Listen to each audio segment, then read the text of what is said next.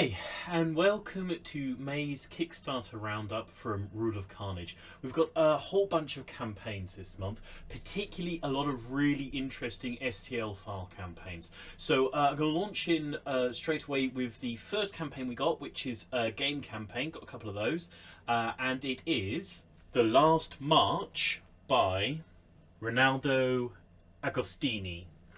Okay, so rather than being a full game, this is an expansion, a campaign pack actually, for The Last War, the skirmish game system based on Forbidden Psalm, compatible with Morkborg, all that sort of thing. So in this particular campaign pack, you're playing a group of soldiers during the Second World War, during a version of the Second World War, and you have a collection of civilians you've got to get through the various scenarios, the various campaigns.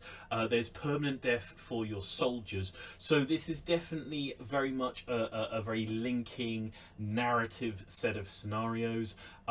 It's clearly got a lot of sort of gritty darkness, the sort of thing you'd expect from Forbidden Psalm, sort of Morkborg adjacent gaming, and yeah, there's going to be a lot of darkness, a lot of difficulty. It sounds like a really interesting campaign, well worth playing through. It's solo driven, so this is very much something where you're going to take your time with your soldiers, play for a story, and hopefully get a lot out of it. So well worth checking out if you are a fan of Last War, if you're a fan of Forbidden Psalm, if you're a fan of solo narrative campaign gaming. Okay, our second and last game for the month is Der Tag, Broadside, Empires of Steel Digital Edition. So we previously featured Broadside and actually had an interview with the creator on the channel, so I'll put a link in that somewhere in the description, you can check that out. Broadside is a naval warfare game set in the era of the Great Dreadnoughts, so 1906 to 1918.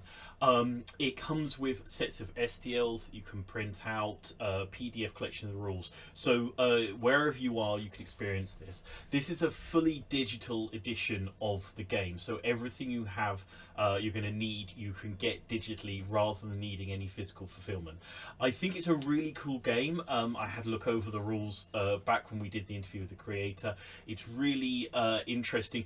I think it's particularly interesting to have a naval warfare game, you know, of the Dreadnought era, that's sort of not Age of Sail, but not sort of modern or semi-modern era gaming. So I think it's a really cool idea. I think it's a really interesting period. The game itself is great. It's got sort of all the bits and pieces you'd expect from that era, has a lot of really interesting tactical flexibility and some really cool mechanics and systems within the game. So well worth checking out. If you haven't picked up Broadsides before, when we sort of covered it first time on the channel, well worth checking it out now. Particularly the digital edition means that you can sort of access it from wherever you are. If you're interested in tactical naval gaming, if you want something a little bit unusual from many naval games, or if you just want something of a larger scale, want to try something out that's got some really interesting mechanics, some really cool gameplay, give this one a look over.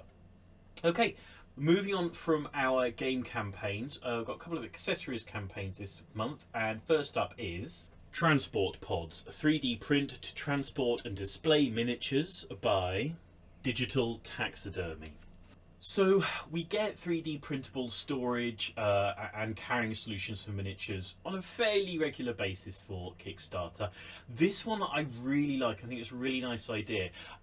So it's a set of display pods, sort of clear fronted little pods that you can hook onto a display rack. You can have to display your minis when you're not using them, but I think what's particularly cool and clever about this one is you can take those same pods and with a sort of carrying rack use them directly as transporters for the minis, so you never have to take your minis off a display, out of a display case and load them into a transport option, the display case becomes a transport option, which is super cool. It looks really cool. It looks really nice. It looks like a really nice idea. Also your minis are all visible and on display sort of as you're carrying them around, which, I think is really cool, particularly for like tournaments or conventions or sort of gaming environments you might be going to.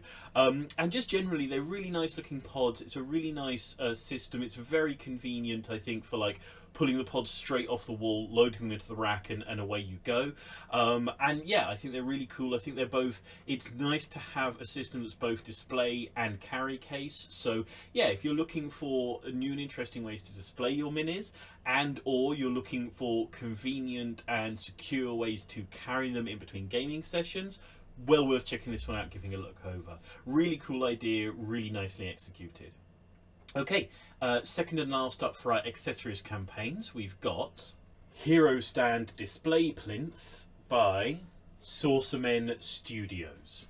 So we've featured Saucermen Studios a few times on the channel. They're a repeat creator and a reliable creator. Usually they make sort of bits and pieces. They've got a bunch of stuff for post-apocalyptic racing games, for example. It's where obviously they first sort of caught my eye with Gasland stuff. This is a campaign for a really cool set of 3D printable sort of mini diorama stands. So a lot of them come in bases that are sort of slightly larger than a mini's base, with a little bit of wall behind, themed to a whole range of different sort of sci-fi, fantasy, modern settings. Just big enough for you to like display a single miniature, or some of them are a bit larger, so you could like display a unit or a skirmishing sort of collection, or like I say, even a little diorama, a duel, something like that. They are really nice looking little ways of displaying your minis, to give them a little bit of context, a little bit of sort of theme, story to them. So yeah, if you are, I think, particularly a painter, you're sort of interested in how you display your minis, how you show them off. If you've got a display case of any kind, I think this would be a great one to pick up, really sort of punch up the minis you really want to show off, and make something out of, make a display piece out of. I also think you might be able to use some of these plinths as bases in gaming, depending on the sizing and the scaling. I'm a big fan of sort of diorama bases within gaming, and I think it'd be really cool to have some of these guys where they're moving around with the wall they're on, and give a great opportunity for some cool dynamic lighting effects. So well worth checking out if you're a painter, if you're interested in how you display your minis, if you're interested in dioramas, anything of that sort of thing, all that sort of good stuff. Well worth checking out, well worth giving a look over. Okay, moving on to physical model reward campaigns. First up, we've got 28mm Fantasy Dwarves Infamous JT by Jamie Tranter. So this is a campaign for what I could best describe as a sort of adventuring party, a small skirmish warband of dwarves. So these guys would be perfect for, I think, something like a dwarven party for Frostgrave. There's a guy who could be an apprentice or a mage. There's a handful of ranged dwarves, some young beards, some warriors with shields, all the sort of standards you might expect to see within a dwarven adventuring party. I think they'd be absolutely perfect for the splendid torch and shield that we featured on the channel a couple of times before. I think they'd work nicely for smaller warband scales, skirmishing games, really of any kind. So maybe a very small game of Saga Age of Magic, but I think probably something with a bit more of a focus on character and a focus on specifics. And they really deserve being part of that kind of game, because every one of the sculpts is characterful, featureful, clear. I think these look very paintable, very usable. As I say, with the dwarves covering the sort of the standard basis for fantasy dwarf warriors, you can have all the bits that you want to put into a warband, you know, get onto the tabletop. It's got all the options, all the things you're going to need. So if you are looking for something of a character focused sort of skirmish small warband level, and you want a bunch of really cool fun looking dwarf adventurers to put together a warband for that, definitely check out this campaign. Really cool sculpts, really cool minis, well worth looking over. Okay, next up for our physical model reward campaigns, we've got 28mm Space Dwarves 2 by Warblade Miniatures. So from one set of dwarves to another very different set of dwarves, these guys, we featured them previously on their first Space Dwarf campaign, and I'm really excited to see where they're going to go with this, because they seem to be doing sort of one good sized unit at a time in the sort of these themed space dwarves they've got. Last time they were sort of jump pack wearing dwarves. This time they're sort of like minor hammerers, so like miners or hammerers, but with a sort of futuristic sci-fi feel to them. So they've got sort of electro power hammers and sort of miner like helmets, which I think is so cool. They're so characterful. They've got a real sort of feel of both the history of some of these sort of old hammer you know, GW dwarf minis, but they've been sort of updated for a sci-fi setting. Really cool, really characterful. If you're a fan of sci-fi dwarves, you know, squats, all those sorts of things, you want something that has more of a old school feel to them, that looks really interesting and unique, that isn't just frankly short folk in power armor. These guys are well worth checking out. Every one of them, for me, has, like, you know, tons of character, tons of story to them. Like I say, I love the idea of the power hammers, old school sort of looking dwarven hammers that have been sort of futurized and sci-fied to be sort of useful in a sci-fi game. Really well worth checking this out if you're into, you know, dwarves in sci-fi, really of any kind, full of sort of character, full of inspiration, well worth looking over. Okay, last up for our physical model reward campaigns this month, we've got Arnhem Heroes 2 by Empress Miniatures. So first of all, I'll say this campaign is in its last 3 days as I'm recording this, so by the time this video goes live, they can be towards the last 48 hours. So if you're interested in this one, please swing by, back it like straight away as soon as you see me saying this. This is a campaign for a set of white metal miniatures of you know, characters from the Battle of Arnhem, particularly British and Polish paratroopers. And one thing I think really sort of elevates this up a little bit beyond some of the normal campaigns you might see, that there's a set of Dutch resistance characters. So, you know, loads of really good options for playing out a very specific sort of battle, but these guys would obviously work in, you know, a range of, you know, battles, historical, sort of semi-modern, things like that. Every one of these minis is, you know, chock full of historical detail. They're all accurate, they're all specific, they're all really cool looking. If you're a historical gamer, if you're looking for something a little bit more specific, if you want, you know, really characterful, beautifully sculpted, historically accurate minis, this is a campaign you need to swing by right now. Stop by right now, you know, just to check it out, because it's in its last few hours. You don't have long. You know, swing by, give it a look over, and I strongly suggest backing. Really lovely minis, you know, full of character, as I say, full of detail, well worth checking out. Okay, that's it for our physical model reward campaigns. Going on to our STL files, there are a lot of really cool STL file campaigns this month. I really tried to thin it down, but there's a lot here, so I'm going to try and spin through them pretty quickly, but every one of these has got something that I couldn't ignore this month. So first up, we've got Stormcrow City, The Silent District by Davy Penas. So this is the first of a few building and prop style campaigns this month.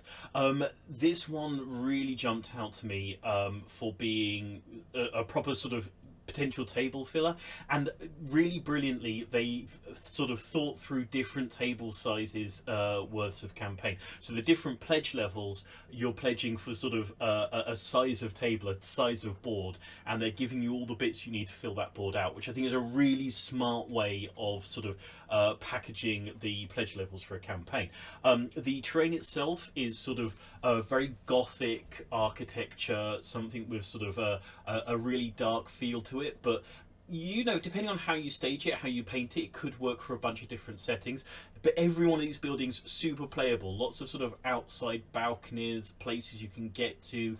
This is one of these ones where if you want a sort of a gothic city, and you want something with tons of character, you want a really full board with loads of architecture, there are some really stunning features here. There are sort of below level walkways, ways of sort of hooking in bits and pieces sort of from outside of the table. Everything has been thought through really carefully. This is a great way of getting an absolutely stunning looking tabletop that's very playable, to a specific size, a specific setting, that I don't think, you know, if you got this tabletop out, got it together, it's always going to be a sort of an attractive one, a real sort of scene stealer of a table. Well worth checking this one out, well worth giving it a look over. Okay, next up for our STL file campaigns, we've got Old Wild Western Rush 2 by Chiyoko Yoshida. So this is a repeat creator that we featured on the channel before, so good, solid, reliable creator. We featured their Western buildings before. I'm sure if they do a Western Rush 3, we'll end up featuring them again. Again, this is a real table filler of a set of terrain. And again, loads and loads of playability in this. Really, every single one of the buildings is very playable, got lots of options for cover. They've got sort of stockade elements within the set of buildings. So you could totally play all kinds of sort of frontiers era stockade defense, you know, scenarios. You could have like little mini sieges, shootouts, and I'd say loads and loads of characterful buildings. You've got a church, you've got a saloon, you've got all the sort of standards you expect within a Western setting, with a bunch more beside. You know, look, if you are interested in playing in the Frontiers era historically, then absolutely swing by, pick this campaign up. If you're a fan of something like Malifaux, any of the Weird West or alternative history settings, Dracula's America, anything like that, swing by, pick this campaign up. It's absolutely brilliant. It's a real table filler set of terrain and gives you just so many options. There's sort of options there for you know, plains battles, you've got cactuses, things like that. There's sort of, as I say, a stockade version, and there's a sort of village town available. Everything that you're going to want for this setting is available in this one campaign. Swing by, pick it up, give it a look over. Okay, next up for our STL file campaigns, we've got 3D Printable Fantasy Props Volume 2 by Rafael Marino Dominguez. I'm a big fan of, you know, sort of specific prop scatter terrain for a tabletop. I think it gives the table sort of verisimilitude. It feels lived in, it feels like an actual area that you're sort of playing through rather than something you just thrown together for a battle of the week. This campaign has really fantastic sets of props, really cool things for sort of giving an area a setting. And it doesn't have to be, you know, internal RPG style gaming, although there's some lovely bits and pieces for sort of internal buildings. There are things here for sort of giving something to a marketplace. So if you're playing any sort of skirmish game, particularly set in an urban area, something like Gangs of Rome or Frostgrave, anything of that nature, this campaign is just absolutely jam-packed with the little bits and pieces, little bits of scatter terrain that work as sort of, you know, semi-cover or things like that mechanically, but just absolutely bring a tabletop to life. These are just lovely little bits and pieces. Every single one of them, as I'm sort of scrolling through the campaign, I'm thinking, I want to have that in a campaign, or I want to have that on a tabletop. I want to use that somewhere to give something a real feel to it. Well worth checking out, well worth looking over. Try and look through this one and have it inspire you to sort of do something unusual with the tabletop, to put something new out there, and, you know, think of ways to involve these things within a skirmish campaign, because they're so cool, they're so worth picking up, and they'll really sort of raise to the next level your gaming. Okay, next up for our STL file campaigns, we've got Where Legends Fight Volume 7 by Sync Ratio Systems. So obviously, with this being Volume 7, this is a reliable and repeat creator. We've featured them before on the channel. They keep putting out lovely stuff. This particular one, I think, is a really interesting set of options. Each of them is in a sort of little package of bits and pieces. So again, these are sort of mid-sized bits of terrain. So within the sort of Egyptian style bit, there's lots of statuary pieces like that. The ones that really catch my attention, there's a great one of a sort of old-fashioned carnival, and there's a brilliant one of a sort of insane asylum. All of them are really cool. There's a sci-fi version, a sort of a horror fantasy, you know, lots of sets of options. Each of these is a separate package of bits of scatter terrain to mid-large sizes. So like within the asylum, there's a sort of a truck. So you've got good sized pieces of terrain here. Not full buildings, but loads of things to give a theming, a sense of place, loads of options for cover, all those sorts of bits and pieces. And again, it's about giving a sort of a sense of story and a verisimilitude to your tabletop. Well worth checking out, I think. Particularly for me, if you're interested in a bit of pulp horror style gaming, the Asylum, as I say, and the Carnival, I think would be brilliant for some sort of Lovecraft gaming. But generally, if you want a little bit of something to give a bit more character to your tabletop, well worth checking this one out. Loads of little cool pieces and some very smart packaging, sort of for the way they're put together and themed around each other. Next up for our STL file campaigns, we've got Children's Park STL files for 3D printing by Crimson Studio.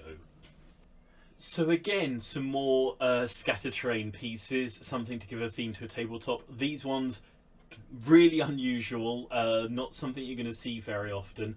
They're bits and pieces from a children's park, a swing set, slide, a roundabout, teeter-totter, things like that. Now, obviously, you could use this in a sort of a modern setting game. For me, this absolutely shouts liminal horror. If you're into sort of horror gaming, if you're into sort of horror theming, these, for me, you know, obviously you can have them in lovely bright colours and have it be a sort of nice place.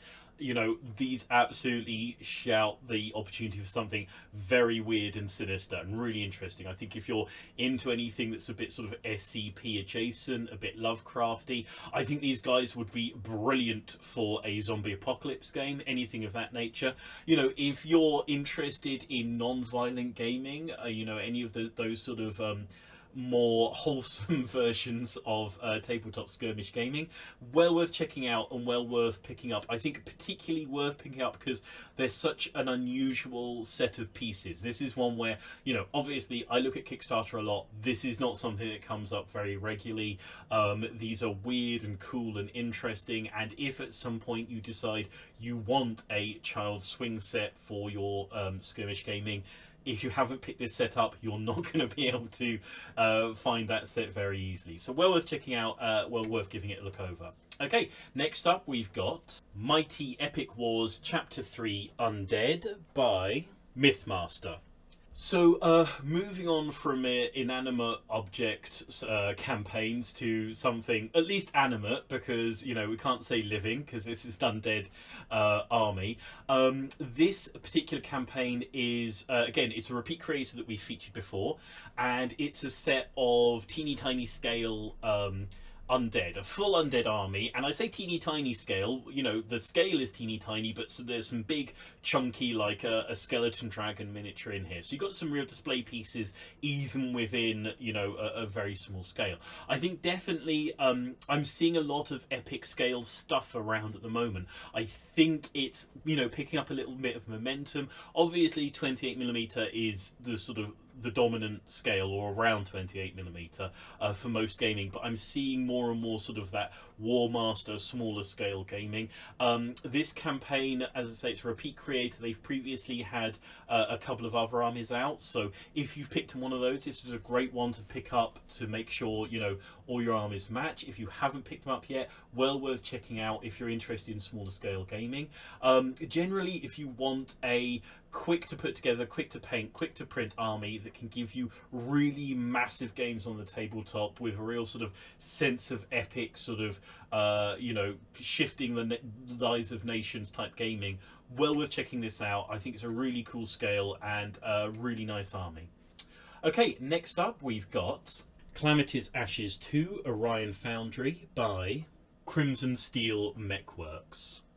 So, we featured these guys previously on Calamity's Ashes when they were a first-time creator. They're now a two-time creator with a follow-up. So this is very modular mechs, power armors, walkers, things like that.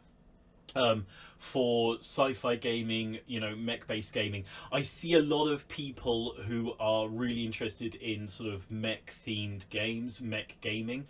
I think it's a really popular area. People love that sort of, you know, anime style mech versus mech battles, you know, mechs versus kaiju. No kaiju in this campaign yet, but the mechs are certainly there. And the modularity means you've got lots of options. You could scale these guys or play them within different scales, I think, very happily. One of the great things about sort of fully enclosed power armor is that, you know, you can have them be, in theory, any sort of scale you like, provided you've sort of got the buildings shrunk down next to them. All these guys, you know, different sort of groups, themes, feels. You could totally play multiple different armies from this set. I think there's enough here that you could play like a full set for 2, maybe even 3 different armies all against each other. So if you're looking to pick up some mechs, you want some real modularity, and you want somebody who is now a repeat creator, well worth checking this one out and giving it a look over. Okay, next up we've got Army of the Sands Wave 1 by Celtic Miniatures. So Celtic Miniatures, very much I think one of the friends of the channel. I've featured them a few times.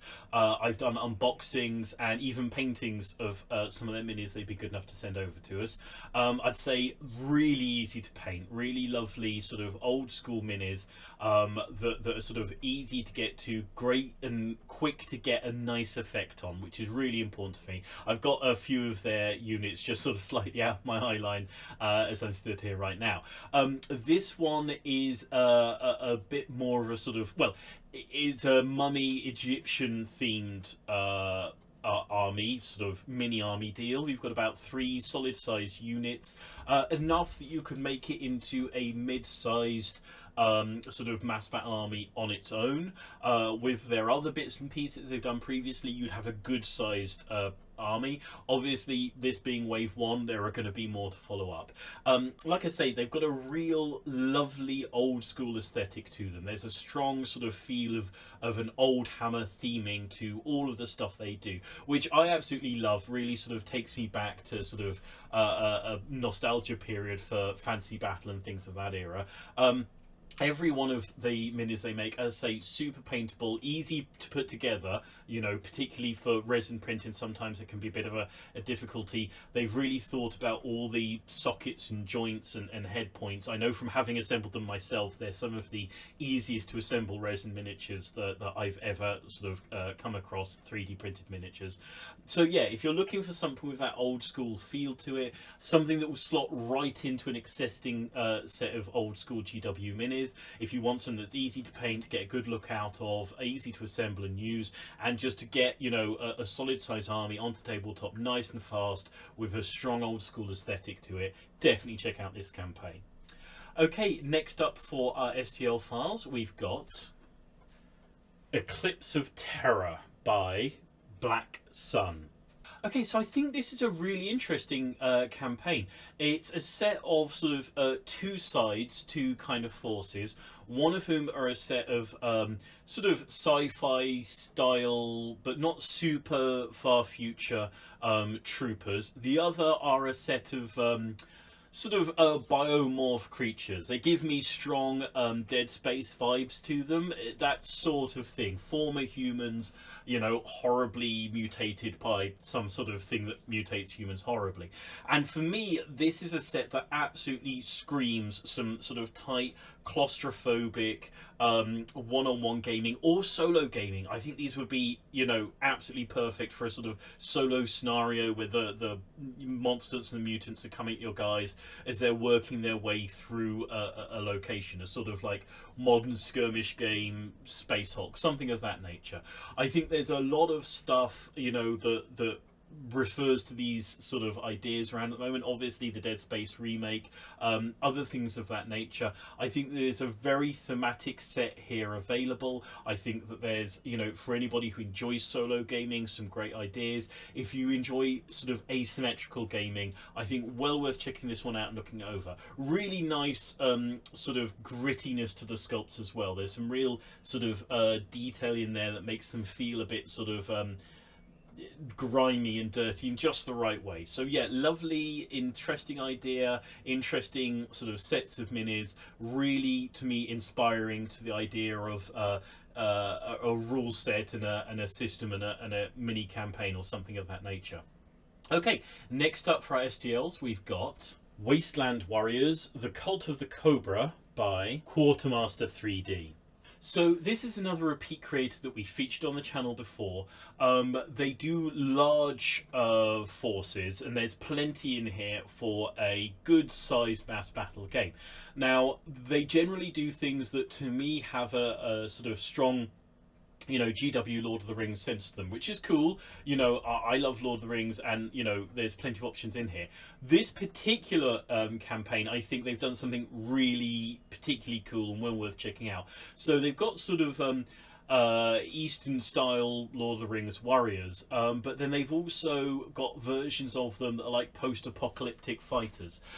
So they've got guys that are riding on horseback with semi-automatic weapons in sort of plated, potentially homemade armor, which absolutely for me opens up so many options for these guys. You could play with them in all sorts of settings. I could see these as like guys from the Kingdom, from The Walking Dead, anything of that nature. They totally would fit into a sort of this is not a test, sort of Mad Max style gaming. So many options here, and you could obviously still pick up these guys and use them for Lord of the Rings. I think there's so much imagination, so much sort of a few little tweaks here. It's just completely open these minis up. I think they always do cool stuff. They do, big packs of minis. So, if you're looking to fill out a mass battle force, absolutely pick it up. If you're looking to fill out a mass battle post-apocalyptic gaming force, of which there isn't a massive amount, well worth checking it out, well worth looking at this campaign, giving it a look over.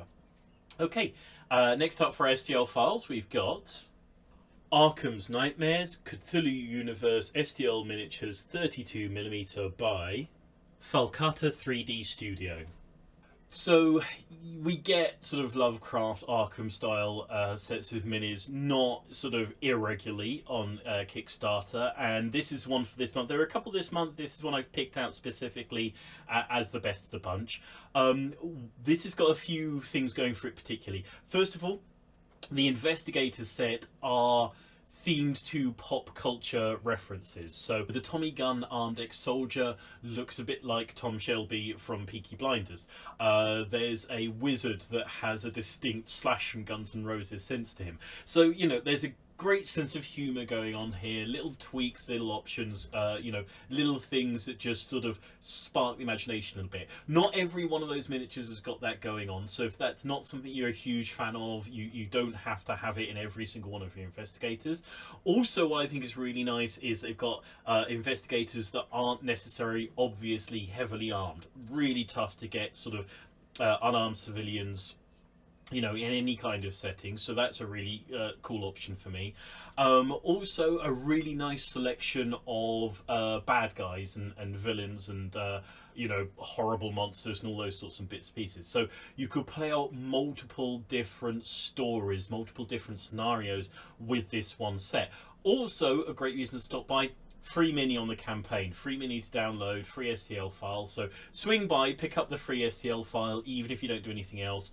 And you know what? While you're there, check out the rest of the options, check out the campaign. I strongly suggest giving it back if you're a fan of any of that sort of pulp style gaming, horror adjacent gaming, or if you just want a nice set of unusual looking but unarmed civilians for any kind of sort of non-directly violent gaming you might be thinking of. Really nice campaign, well worth stopping by. Okay, next up for STL files, we've got Greenfield Police Department 80s / modern 3D printable terrain by Lambda 5. So again, a repeat creator that we featured on the channel before, and this creator does a range of modern, near-modern, urban setting buildings, vehicles, scatter-train bits and pieces like that. Now, that's something I am a massive fan of. There is, to my mind, not enough modern or near-modern sort of gaming, sort of set games, things of that nature.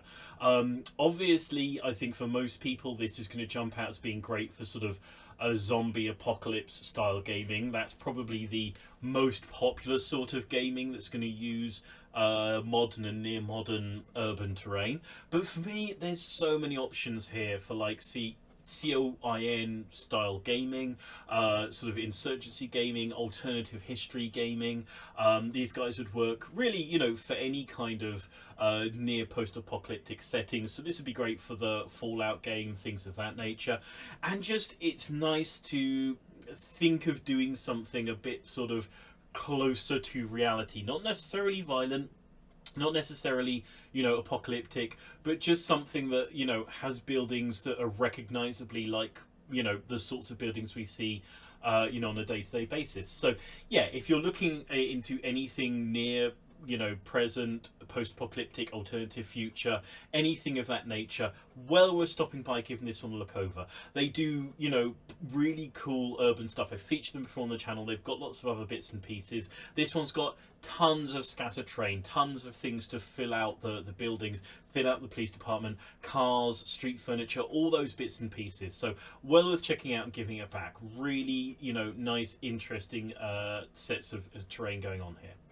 Okay, next up for our STL files, we've got Zanganie Part 2 Vox Populi 28mm STL by Miska Miniatures. This one I think is a really interesting set of minis. So the theme of the campaign is to sort of imagine a Central African sort of country that is having protests against a sort of a warlord leader of some kind, and to play through the skirmishes around those protests, so sort of democratic uprisings, things of that nature. Now, I think that is obviously a sort of gaming that's going to need a bit of a sort of a careful touch and a sensitive sort of examination, but the minis are really unusual. They're modern setting minis, and you don't have to use them for that specific setting if that's not sort of chiming with you. Plenty of these guys could be walking around sort of any modern city, you know, engaging in a whole, you know, bunch of different sort of games and scenarios. These guys could absolutely be, you know, in a zombie apocalypse in America rather than, you know, fighting in skirmishes in Africa.